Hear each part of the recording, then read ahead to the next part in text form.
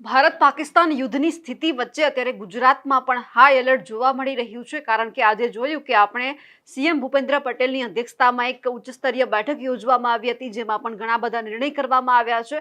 કારણ કે ગુજરાતના લગભગ 18 જિલ્લા એવા છે કે જ્યાં એલર્ટ આપવામાં આવ્યું છે અને કહેવામાં આવ્યું છે કે ત્યાંના લોકોએ સૌથી પહેલા તો શાંતિ જાળવવાની જરૂર છે અને કોઈ ખોટી અફવા ફેલાય તો પણ ત્યાંના જે લાગતા વળગતા અધિકારીઓ હોય તેમને કહેવાનું છે. કારણ કે કચ્છમાં પણ આપણે જોયું હતું કે હુમલા થયા છે, પરંતુ આજ દરમિયાન જ્યારે યુદ્ધની પરિસ્થિતિ છે તો ગુજરાતમાં જ્યારે હાઈ એલર્ટ જોવા મળી રહ્યું છે, તો સીએમ ભૂપેન્દ્ર પટેલે વડાપ્રધાન નરેન્દ્ર મોદી સાથે શું વાતચીત કરી છે તે એક સામે આવ્યું છે, તેમની વાત કરીએ. નમસ્કાર, નિર્ભય ન્યૂઝ સાથે હું છું રિદ્ધિ.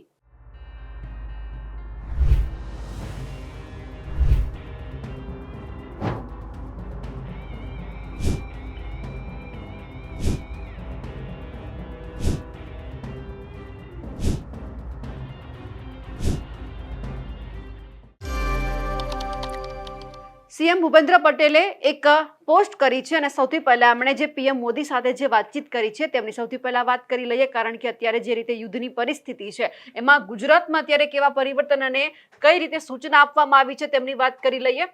ભૂપેન્દ્ર પટેલની આ ટ્વીટ છે અને ખાસ કરીને કહેવામાં આવ્યું છે કે માનનીય વડાપ્રધાન શ્રી નરેન્દ્ર મોદીએ મારી સાથે ટેલિફોનિક વાતચીત કરીને સરહદ પર સર્જાયેલી પ્રવર્તમાન તણાવની સ્થિતિમાં ગુજરાતની સરહદી રાજ્ય તરીકેની સજ્જતા તથા રાજ્ય સરકાર દ્વારા હાથ ધરાયેલા આગોતરા આયોજનની વિગતો મેળવી હતી અને આ સંદર્ભમાં જરૂરી માર્ગદર્શન પણ આપ્યું હતું.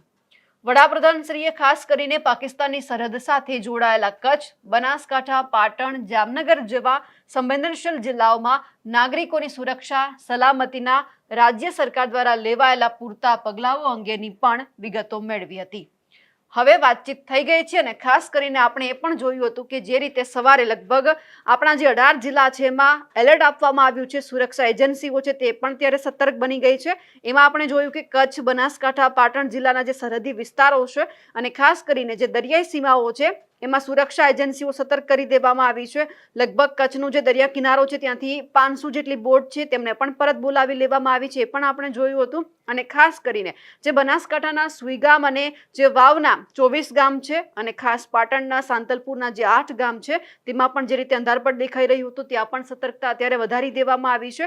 ખાસ કરીને જેટલા પણ યાત્રાધામ છે ત્યાં પણ અત્યારે સુરક્ષા સઘન ચેકિંગ હાથ ધરવામાં આવી રહ્યું છે. કારણ કે જે રીતે આપણે જોયું કે કચ્છની અંદર ગઈકાલે એક જે વિસ્ફોટ આપણને દેખાયો હતો અને એમાં સૂત્રો પાસેથી એવી પણ માહિતી મળી હતી કે આ પાકિસ્તાન દ્વારા કરવામાં આવ્યું હતું. એ પછી વધારે સતર્કતા દાખવવામાં આવી રહી છે અને ખાસ કરીને આપણે એ પણ જોયું હતું કે જે રીતે અત્યારે હુમલા થઈ રહ્યા છે, જે સરહદીય વિસ્તાર છે તેમાં પણ ખાસ કરીને ધ્યાન રાખવામાં આવી રહ્યું છે. સૌથી પહેલા તો જે પાકિસ્તાને પંજાબ, રાજસ્થાન અને જે જમ્મુ કાશ્મીરમાં હુમલા કર્યા એ પછી ગુજરાતની જે સરકાર છે તે પણ સતર્ક થઈ ગઈ, એટલે કે આજે ઉચ્ચ સ્તરીય બેઠક યોજાઈ અને જે રીતે આજે ટેલિફોનિક વાતચીત પણ થઈ ગઈ છે વડાપ્રધાન મોદી સાથે. કારણ કે ફોન આવ્યો અને આ બધું કહેવામાં આવ્યું કે સુરક્ષા અંગે બધી જાણકારી મેળવવામાં આવી છે. એટલા માટે હવે ગુજરાતના લોકોને પણ એક ખાસ કરીને અપીલ કરવામાં આવી રહી છે. કારણ કે અત્યારે ઘણા બધા એવા મેસેજ ખોટા વાયરલ થઈ રહ્યા છે, જેમને લઈને પણ અત્યારે કહેવામાં આવી રહ્યું છે કે જો તમારી આજુબાજુ કોઈ આવા લોકો હોય તો એમને પણ કહી દેજો કે અત્યારે ખોટી આવી અફવાઓ ન ફેલાવે. એમના ઉપર પણ પોલીસ ધ્યાન રાખી રહી છે અને કાર્યવાહી કરી રહી છે.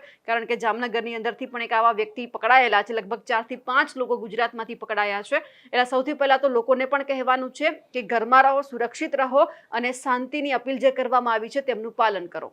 અમારા અહેવાલને લઈને અને જે રીતે વડાપ્રધાન નરેન્દ્ર મોદી અને ભૂપેન્દ્ર પટેલ વચ્ચે વાતચીત થઈ છે તેમને લઈને આપ શું માનો છો કમેન્ટ કરીને ચોક્કસથી જણાવજો.